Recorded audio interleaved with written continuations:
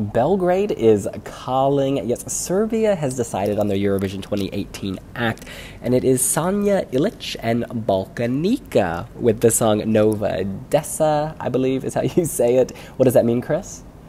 It means new children. Okay, well, it's time to play. Shall we talk about this? Let's do this!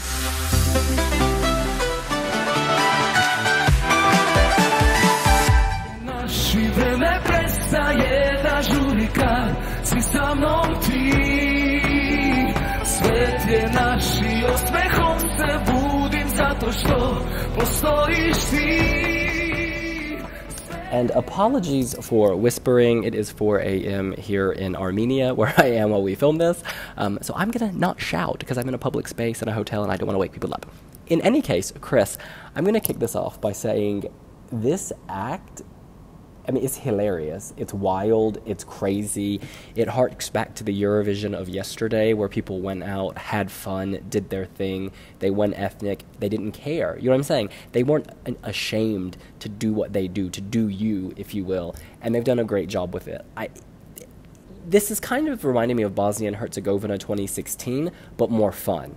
I felt that the 2016 act from Bosnia was very ethnic, but had a very serious message and, like, you know, maybe that seriousness plus the ethnicity turned people off, whereas this is ethnic and fun and, like, it's like a fiesta. You know, you've got the old man at the beginning, you're like, what's happening? You've got these two women dressed as muses, you've got people banging drums, reminding me of, I don't know, Stomp or Lumenita Angel.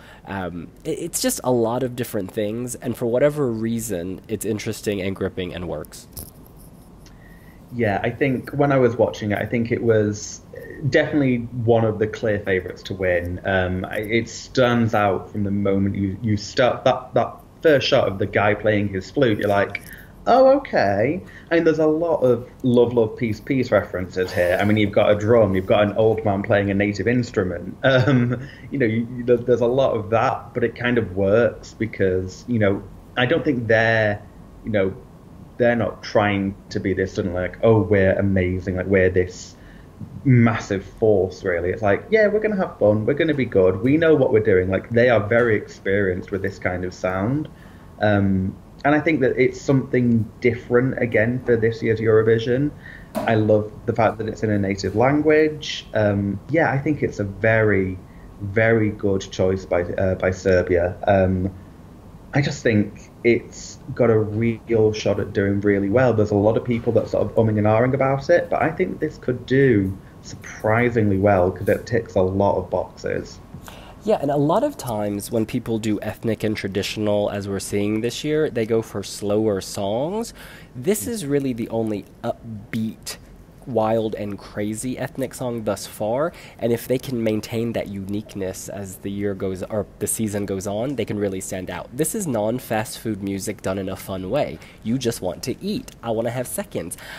I feel like on some level I shouldn't like this, and yet I do. It makes you not care. You just kind of want to move and like, why are those women dressed as Greek goddesses? What is going on?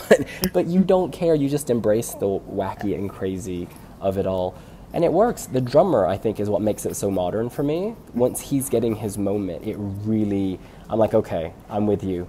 Take me home, take me home. Some people will call this Euro trash. Like, that is a phrase we will hear. Do you know what I mean?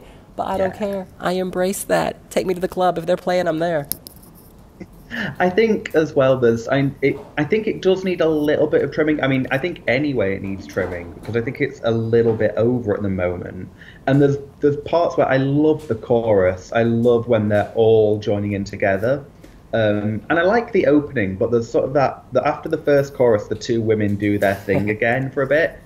And I think you could probably trim a bit of that out because it just kind of interrupts the flow a little bit. I'd like a bit more life to it around that point because it just sort of takes a little break and I'm like, ugh. But the chorus is amazing. That's been stuck in my head ever since the national final. And like a lot of the songs in the Serbian national final, this is one where I heard the studio cut and I thought nothing of it. I thought, oh, this is just nothing. So many songs lifted by far.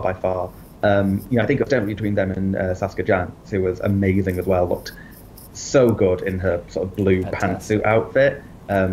Yeah, but I think Balkanika and Sasha are definitely I think they are the right choice because they will stand out, but in a good way at Eurovision.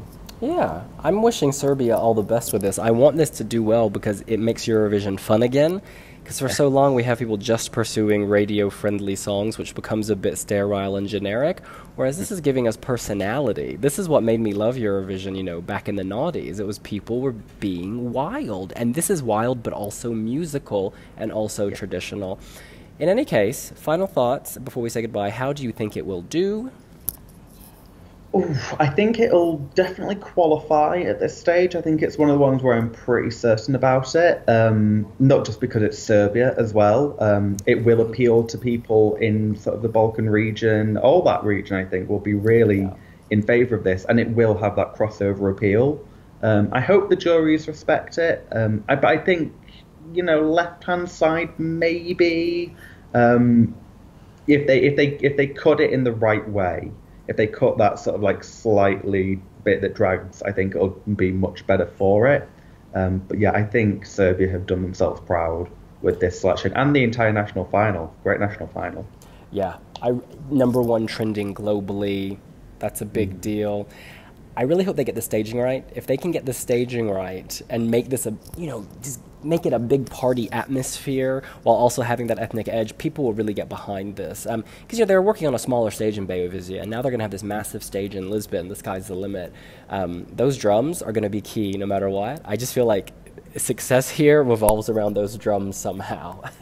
Go at Litza and Stoya and get the biggest drum you can and be like, yeah, we do that. In any case, it is late. We're going to go to bed. That is what we think. What do you think about Serbia's act? Are you loving Sanja Ilić Balkanika as much as we are? Let us know here on wiwibloggs. And make sure to like, leave a comment, subscribe, hit the notification bell. We know how many of you have been wanting Serbia videos, so here it is. And you will get it if you hit that notification bell. Absolutely. We'll see you later. Bye. Bye.